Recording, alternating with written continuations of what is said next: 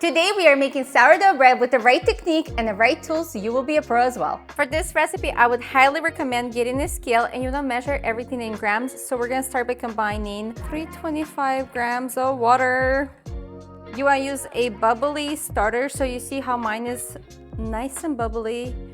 I let it sit for a little while and then we're gonna add 90 grams of starter.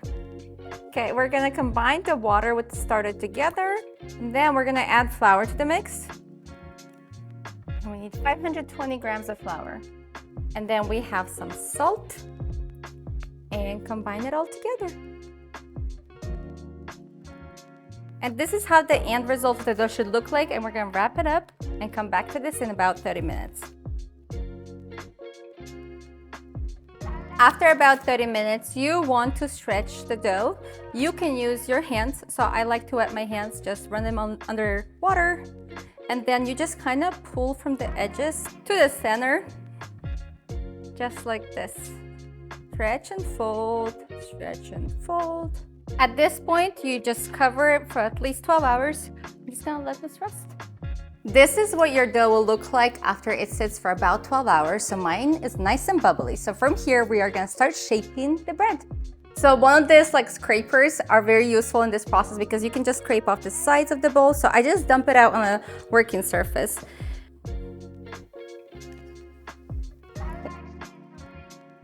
This part may take you some practice. If you're trying this for the first time, be easy on yourself. So here's what you do. You can get your hands wet with a little bit of water. You can use a little bit of flour. What I like to do is pull the edges like this and just keep pulling, keeping it even, and keep using this little tool. And now I'm gonna fold it over, fold it on this side, then fold this side and fold it over again. Scrape off any of the dough and we're gonna just pull it in. Just like this. And now we're gonna flip it over, just like this. Oops.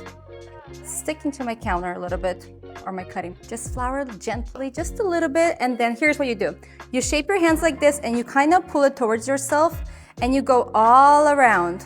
Pull towards yourself. Do it again and again until you get a nice, perfect, smooth top. This gets rid of any extra bubbles on the inside, kind of forms it together and gives you a perfect smooth top. As soon as it's smooth like this, you kind of go in a circular motion just like this, and you don't want to overwork the dough because you don't want the top to start breaking. Now I place it in one of these bread baskets and just let it sit, so the seam is gonna be on top, and you can pinch it still together to kind of seal it up. And at this point, you can leave it on the counter for about an hour. If you choose to like run your errands or whatever you need to do, you can leave it in the fridge for about 3 to 4 hours. The longer your bread will sit, this is how it will get more and more sour. So I personally prefer to bake it sooner than later because I don't really care for that sour flavor. But if you love that, let it sit and then bake it when you're ready. At this point, our sourdough has risen in this little basket.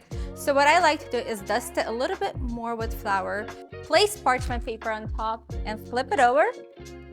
The easiest way to transfer it. We're gonna make some art, and I'm not a very artistic person, but I mean, after making about 500 of these, I have a shape that I go to all the time, so I just like to go around. And scoring is really important. It won't allow your bread to crack in the process, so I'm gonna score one line right here, and then we're gonna make a little cute, I don't even know what this is. A little more scoring. One of the things you want to do, you love my hands, but one of the things you want to do is preheat an oven with a cast iron 450. Now at this point, we're gonna transfer the bread into here and cover it up. And we're gonna start by baking it at 450 for 30 minutes covered, and then we'll remove the lid and bake it for 20 more minutes or until it's golden brown.